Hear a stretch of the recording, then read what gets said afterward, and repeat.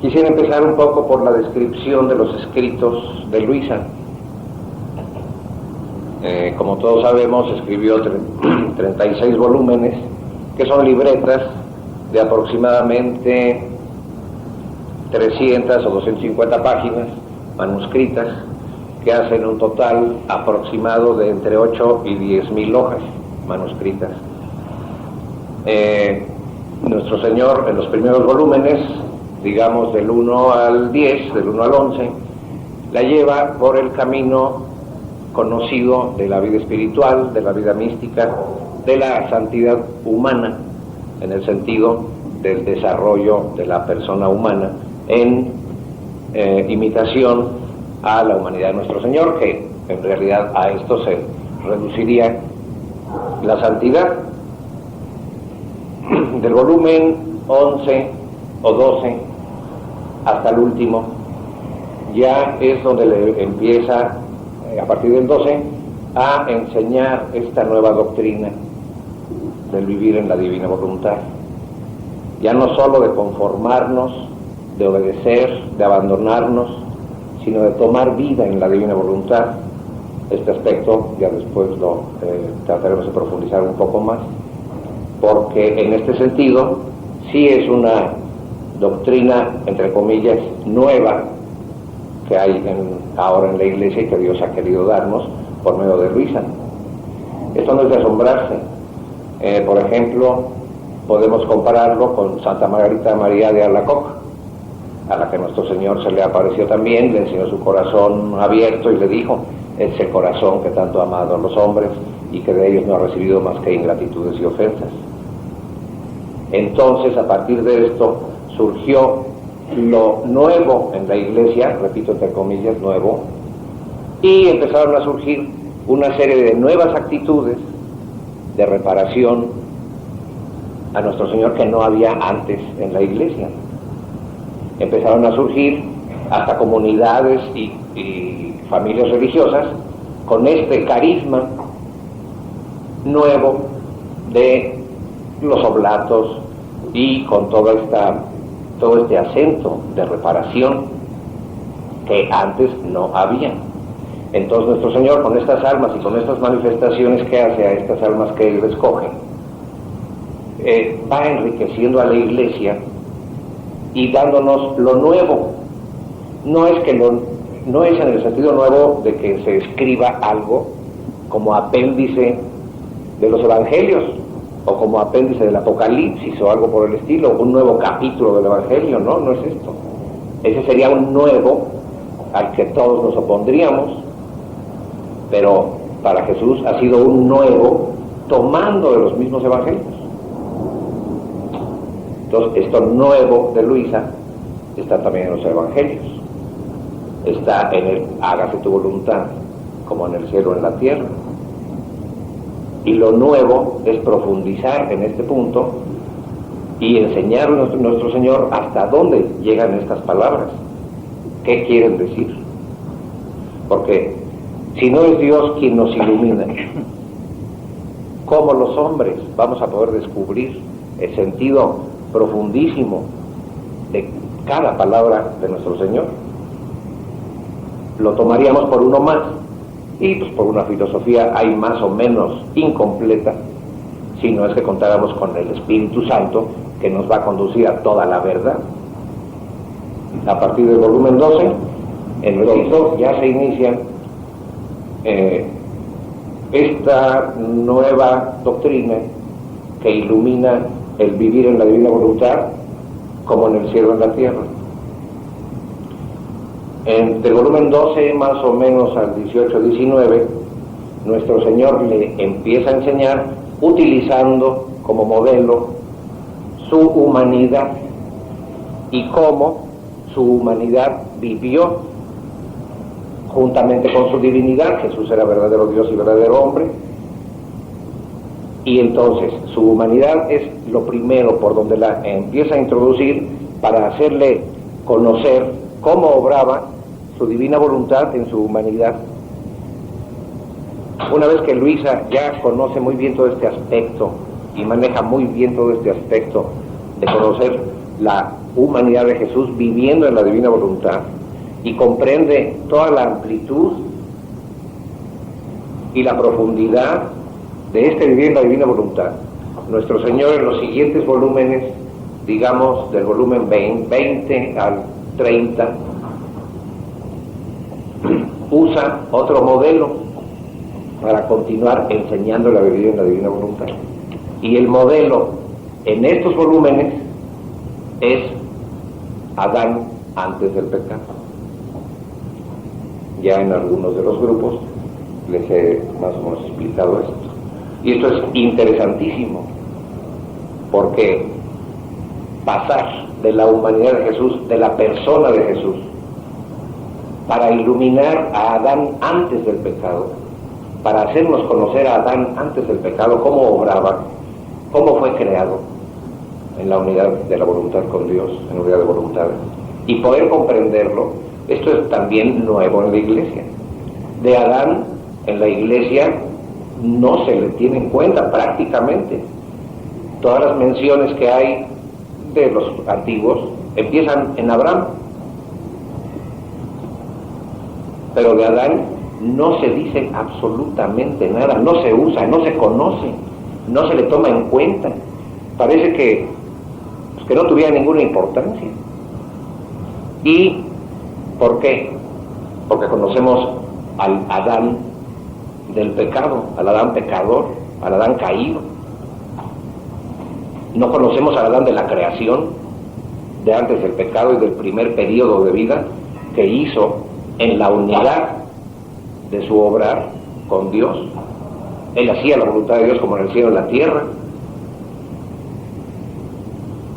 Pero eso es todavía desconocido en la Iglesia. Entonces nuestro Señor, de enseñarle a Luisa cómo su humanidad vivió en la divina voluntad, porque es verdadero Dios y verdadero hombre, pasa a descubrirle a Luisa a aquel Adán de antes del pecado. Más o menos volúmenes 20 al 30. Después, un poco más, claro, esto no es tan cortante como podría ser un libro en que capítulo primero este tema y capítulo segundo este otro tema. Las cosas van entrelazadas, pero más o menos se puede distinguir estos pasos que nuestro Señor siguió. Después de enseñarle su humanidad y a Adán antes del pecado, luego ya con todos esos elementos, nuestro Señor le presenta a la Santísima Virgen en todo este plano del reino de la divina voluntad, donde ella es la reina. Pero hasta este momento, después de que Luisa ya conoció muy bien qué quiere decir vivir en la divina voluntad, los efectos que la divina voluntad produce, hasta dónde el alma es elevada, hasta entonces, y después de enseñarle a Adán antes del pecado con prolijidad, hasta entonces después la lleva a la Santísima Virgen para dejar ya, digamos también aquí, una Santísima Virgen al descubierto, también con su interior, vivida, con su interior, con su maternidad divina, vivida, pues por cada divina, en la divina voluntad. Y entonces encontramos aquí a una Santísima Virgen María como no se la pueden todavía ustedes imaginar. Lo que sabemos de la Santísima Virgen es lo mismo, los fundamentos, que es Inmaculada Concepción, que es su maternidad divina, asunta al cielo, mediana de todas las gracias, pero no más que eso, y eso todavía nos dice poco. En cambio, conociendo esta divina voluntad obrante en la criatura, vamos a descubrir una Madre Divina nuestra y una Madre Divina de Jesús, como repito, no lo hemos ni imaginado. Este corazón inmaculado de María, este reino de la divina voluntad, es el que debemos estar esperando.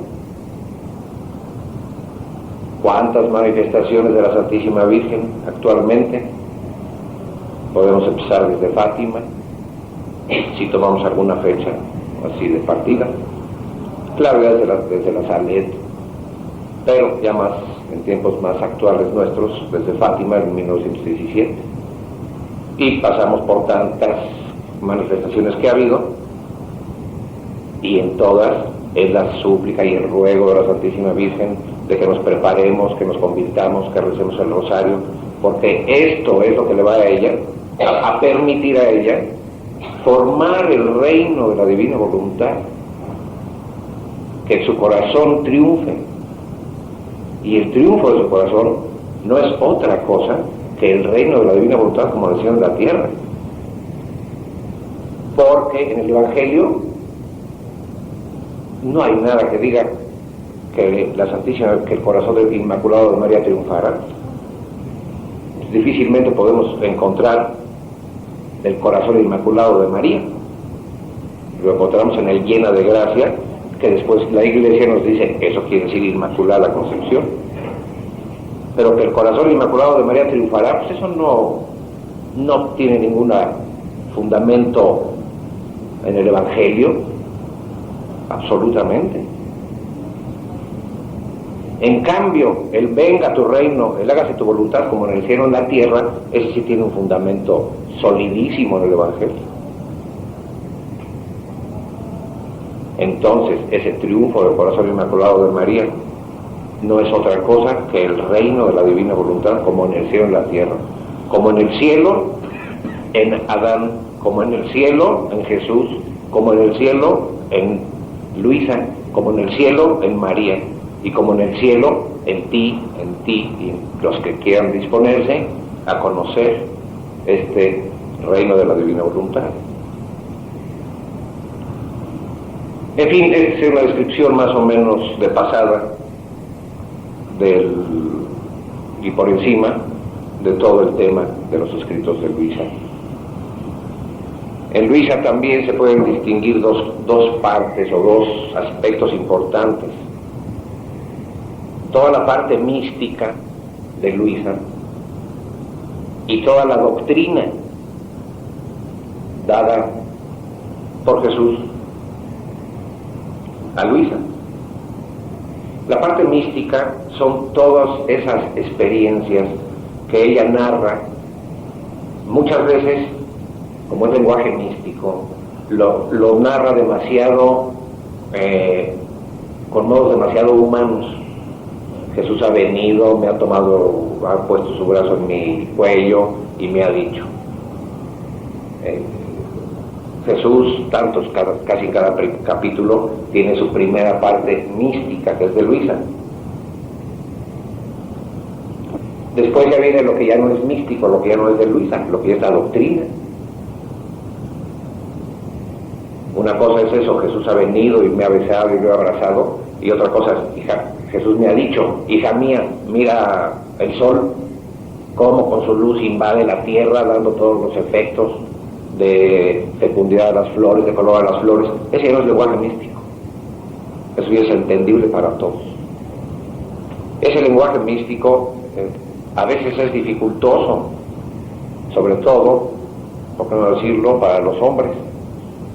Muchas veces se encuentra a un primer golpe ese lenguaje místico como demasiado elaborado, como demasiado meloso, como a veces hasta irrespetuoso. Pero esos son los modos de Luisa. Cada uno de nosotros tenemos nuestra mística, nuestro lenguaje místico en el interior. Si yo les preguntara a ustedes, bueno, ustedes cada uno, ¿qué hace cuando va a comulgar? Pues cada quien me diría, pues los afectos, los pensamientos, los deseos, las peticiones que cada quien hace, y es la parte mística de cada quien.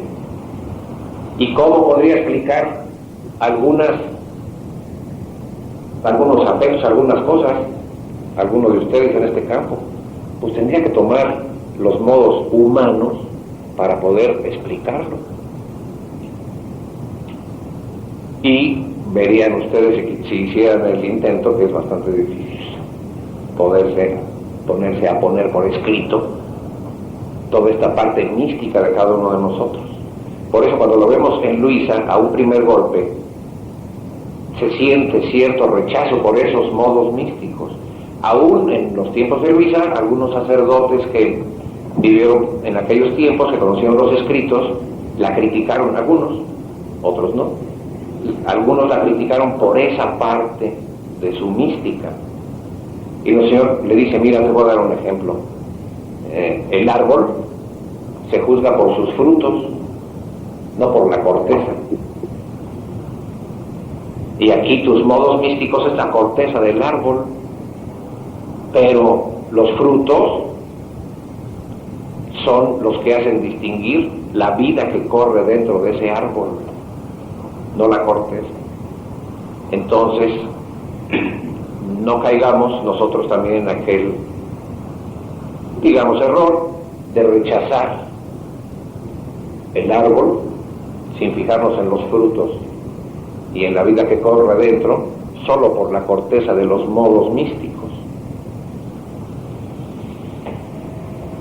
Digo esto claro, yo a todos ustedes, que supongo ya hemos rebasado un poquito algún rechazo que se pudiera sentir por estos modos místicos, y que vamos a apreciar y apreciando la doctrina de tal manera que aquellos modos místicos como que pasan a un segundo término y después ya no dicen, ya no cuentan. Y si cuentan es porque uno ya también se ha amoldado y tiene uno más o menos los mismos sentimientos que Luisa después de haberla leído tanto, y encuentra que las expresiones y explicaciones místicas de ella, uno, a pesar de que sea hombre, ya que hay varios testimonios, va amoldándose también a esa parte mística. Cuando uno hace las horas de la pasión, está mucho esta parte mística de Luisa a la que uno se va amoldando. Al principio cuesta trabajo, hay gente que le cuesta mucho trabajo rebasar ese aspecto de la corteza, de los modos místicos, para poder alimentarse de la vida que corre en ese árbol y dar los frutos que ese árbol puede producir.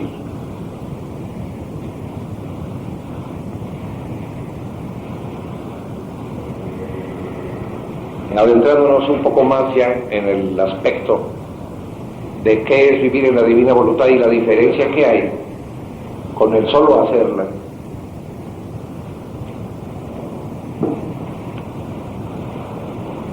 Todos los santos y todos los bienaventurados que están en el cielo han hecho la voluntad de Dios.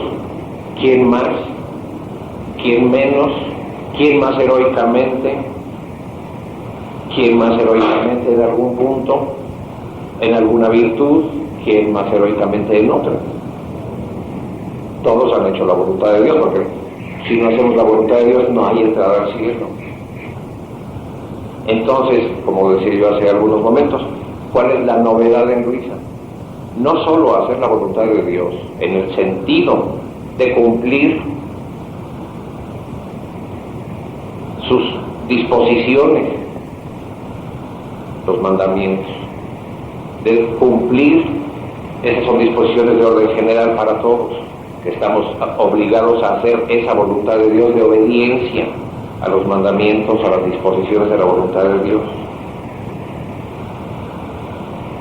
Estamos también obligados a vivir como voluntad de Dios, bueno, obligados en el sentido de si queremos, ¿verdad?, todas las circunstancias de nuestra vida, dolorosas o menos dolorosas. Ahí viene la conformidad, el abandono en la voluntad de Dios. A este hacer la voluntad de Dios, yo aquí pondría una raya para que quedara bien clara la diferencia. Aquí pondré una raya y de aquí voy a hablar para encima de lo que acabo de decir, como una segunda sección que claro forman un todo, pero para entendernos y para que ustedes ahorita capten lo que quiero decirles, ponemos una raya y de lo que ahora voy a hablar es otra cosa. Ese hacer la voluntad de Dios es la parte fundamental, pero luego viene el segundo aspecto, vivirlo todo en el querer divino. Esta es la segunda parte que hace que nuestro hacer la divina voluntad sea como en el cielo, en la tierra. Hasta antes de Luisa todos hacían la voluntad de Dios, pero no con el régimen de como en el cielo en la tierra. Hacía la voluntad de Dios en el régimen de un hombre o de un humano que obedece, que se sujeta, que se somete a la voluntad de Dios. Pero eso no es como en el cielo en la tierra. Como en el cielo es que Dios es vida de todos los bienaventurados, con todas sus cualidades. Dios es felicidad de todos los bienaventurados. Dios es belleza de todos los bienaventurados. Y eso es el régimen de la divina voluntad, la infinitud, la eternidad. Entonces, hacer la divina voluntad como en el cielo, en la tierra, es tener esa voluntad divina con todas sus cualidades, como vida propia, como vida reinante en nosotros, para que sea como en el cielo, en la tierra. Y la tierra pues, somos cada uno de nosotros, y el cielo es Dios, como en Dios en nosotros. Y es lo que Jesús pidió en la última cena: Padre, te pido que todos sean uno en nosotros, como tú y yo somos uno. Como el Padre y el Verbo encarnado, Jesús, eran uno. Es porque corría una misma voluntad en los dos. Y el Espíritu Santo también eran uno con ellos. Jesús no hacía la voluntad de Dios en el plan solo de obediencia, solo de sometimiento, solo de abandono. Para él la divina voluntad era su vida, su motor divino que hacía que cambiaran todos sus actos humanos en divinos, abriendo con esto un plano nuevo de actos humanos cambiados en divinos, en virtud de la divina voluntad obrante en él, porque él era verdadero Dios y verdadero hombre. Para él era natural hacer sus actos, aunque fueran actos humanos, en el sentido en que lo hacía su parte humana, pero vivificado por su divinidad. Este es el obrar, dicen, teándrico, tanto a lo divino como a lo humano. Se formaba entonces así en Jesús un nuevo plano de los actos humanos cambiados en divinos en virtud de su voluntad divina obrante en su humanidad. Hasta antes de Jesús no había nadie que hubiera comido, o mejor dicho, todos habían hecho el acto humano de comer. Cuando llega Jesús y come, ese acto humano toma lugar también en la divinidad, como hecho por Dios. Pues Jesús era Dios, verdadero Dios y verdadero hombre. Y así toda la vida de Jesús van formando este plano de los actos humanos cambiados en divinos, donde la divina voluntad reinaba como en el cielo y la tierra. Porque reinar es tener régimen, no nomás tener mandato, sino régimen. Aquí los reyes de la tierra se hacen reyes y hay regímenes, a pesar de que son reyes, pero hay regímenes injustos, hay regímenes opresores, y son reinos. No se puede negar que sean o no reinos.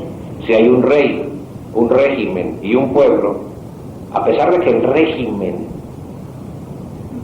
sea inicuo, sea abusivo, sea opresor, de todas maneras es un reino. Entonces no basta un rey para Dios, no basta un rey y un régimen a medias. Se necesita que para que el reino sea completo, que el régimen sea el régimen de Dios. Y en este caso, si hablamos de Dios, el régimen de Dios no es solo sus disposiciones justas y santas, sino quiere que el régimen sea su vida en nosotros, como en el cielo, en la tierra, como en Él, en nosotros, en cada cosa, en cada acto que hacemos. Entonces, para todos aquellos que esperan o que estamos esperando un reino, y lo fundamentamos bien sólido en el Evangelio. Este es el reino. La divina voluntad es reinante en nosotros, como reina en Dios, con su mismo régimen, haciéndose Dios vida de nuestros actos, como se hizo Dios vida de los actos de la humanidad de Jesús.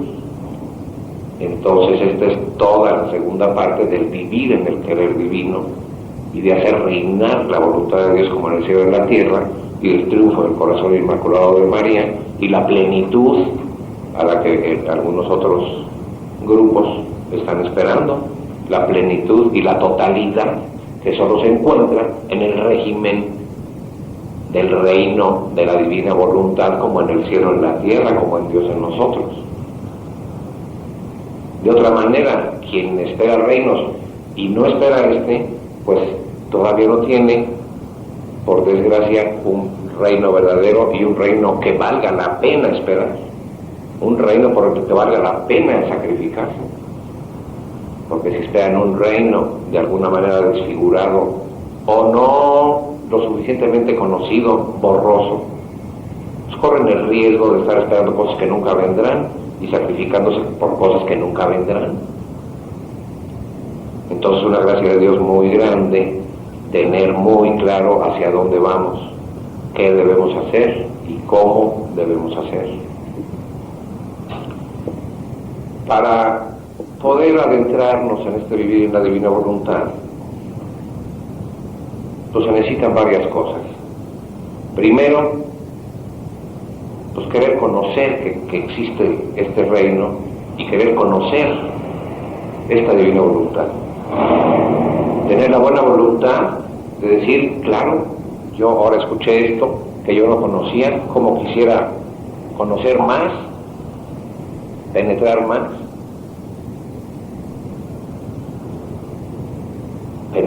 en la divina voluntad y conocer cómo obra,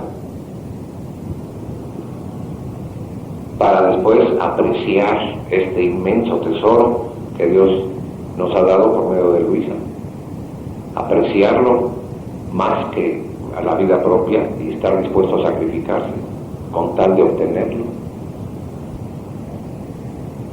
Esto, vivir la divina voluntad, de comprender lo de la raya que puse, lo que está arriba de la raya que puse, es una gracia de Dios.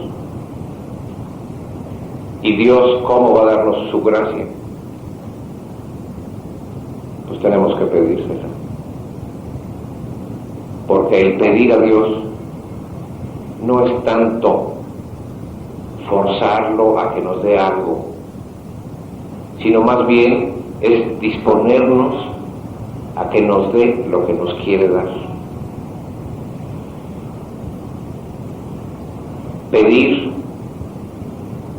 es hacer, debe ser hacer el vacío en nuestro interior para que Dios nos dé lo que quiere.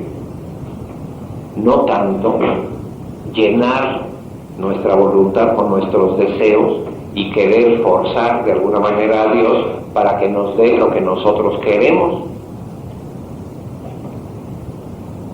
Entonces, si nosotros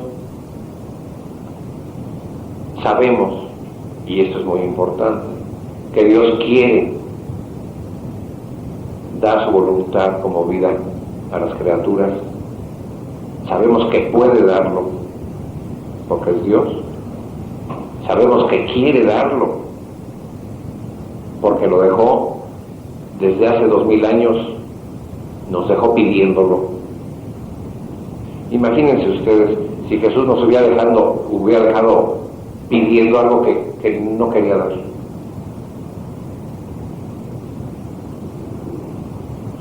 Absurdo.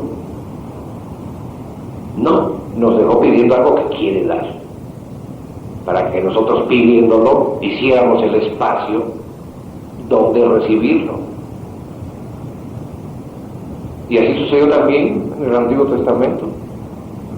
Cayó Adán en pecado y Dios le prometió el Redentor. Pasaron los siglos y hubo necesidad de pedirlo.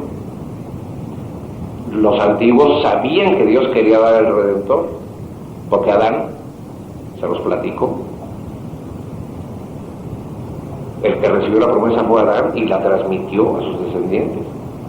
Y todos, los de aquel tiempo, pedían que viniera el Redentor, porque sabían que Dios lo quería dar, lo podía dar y lo iba a dar.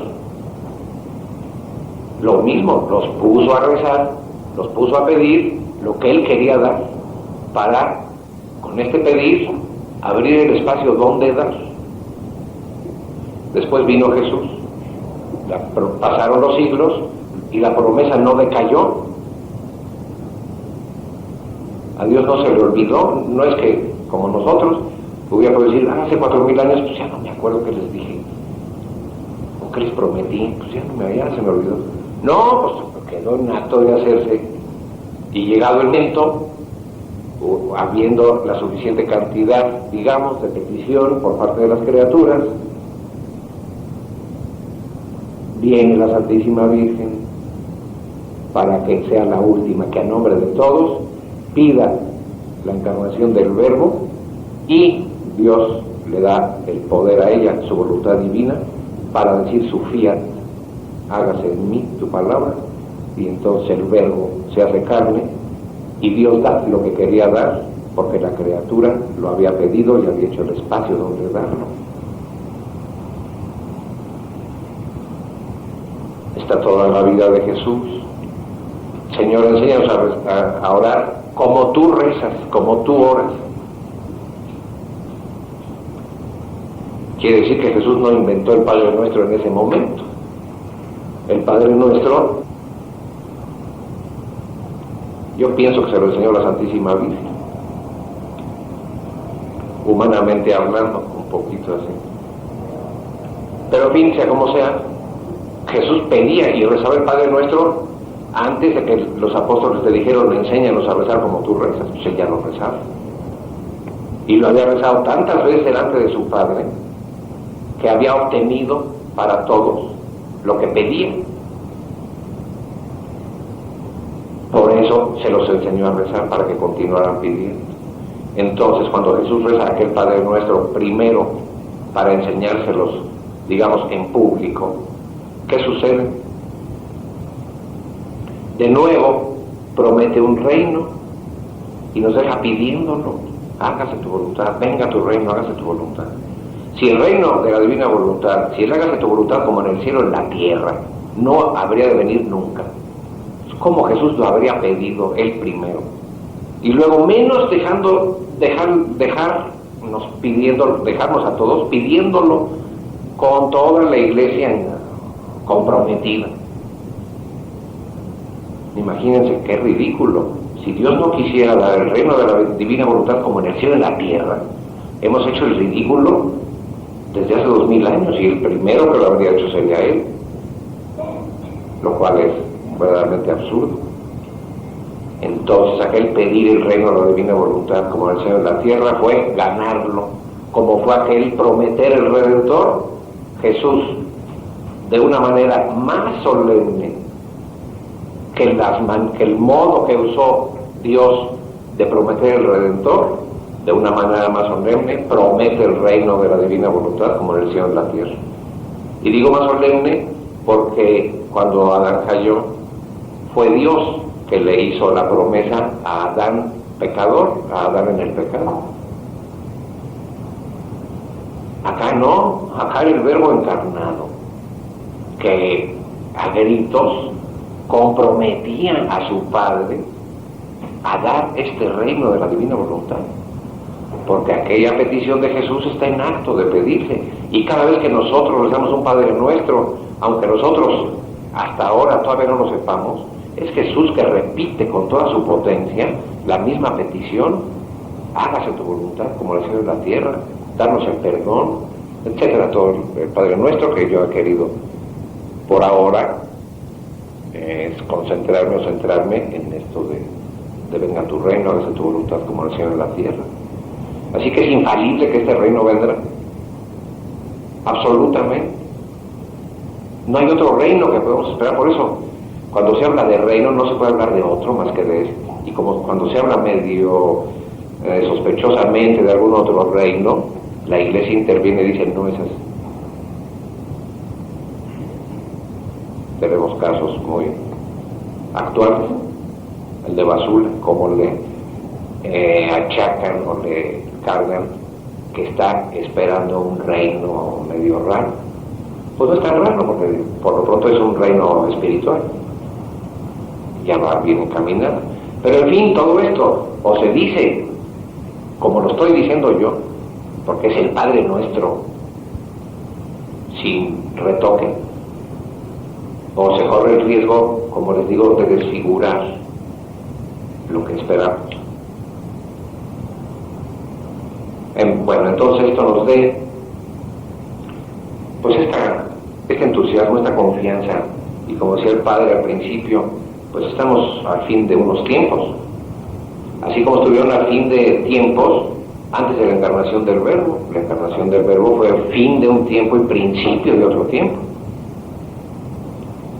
Nosotros estamos también, como decía el Padre, con unas señales que nos hacen entender,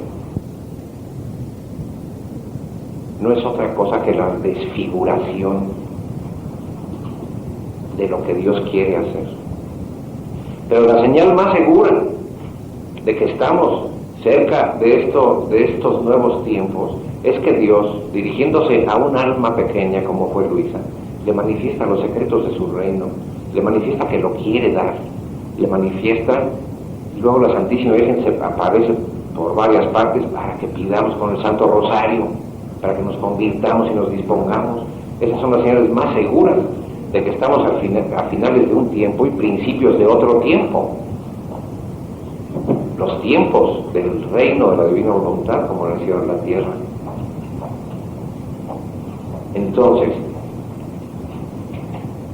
hay que disponernos, como decía yo, con pedirlo. Ya sabemos que Dios quiere darlo. Tenemos el Padre Nuestro, eso es seguro que quiere darlo, y es infalible que lo va a dar. Tenemos a Luisa, que se ha dirigido a ella a decirle, quiero hacer esto, quiero dar esto. Y estamos nosotros, que pidiéndolo, apreciándolo, porque es gracia de Dios, Dios nos lo dará para poder vivir en él, y que se vaya extendiendo, porque este reino se va formando primero en las almas. Cada uno de nosotros, se puede decir, es un reino de voluntad divina, si quiere. Esta es la parte sustancial de este reino, cada uno de nosotros.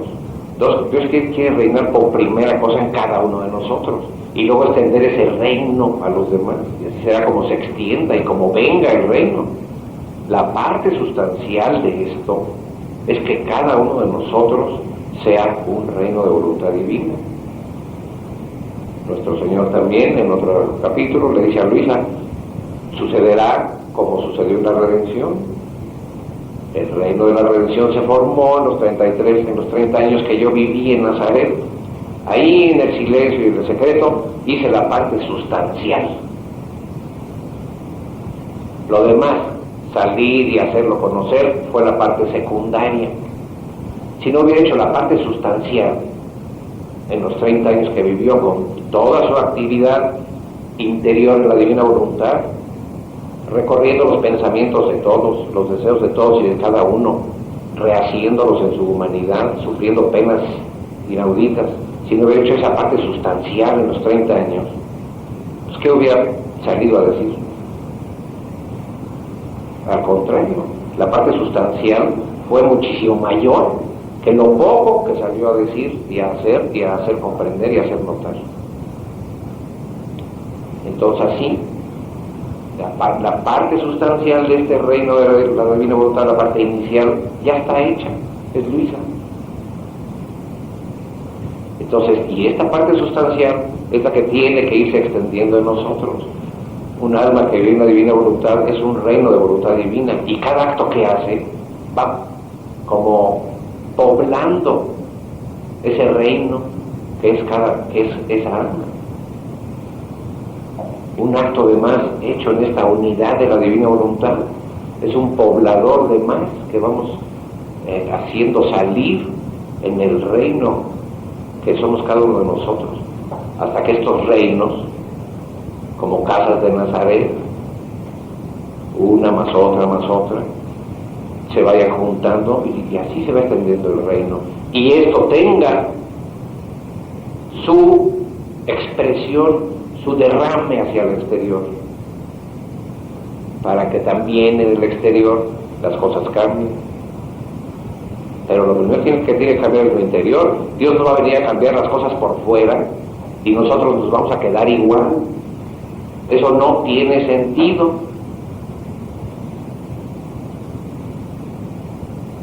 Primero nos quiere cambiar a nosotros por dentro para que de ahí se derrame hacia afuera y se extienda este reino.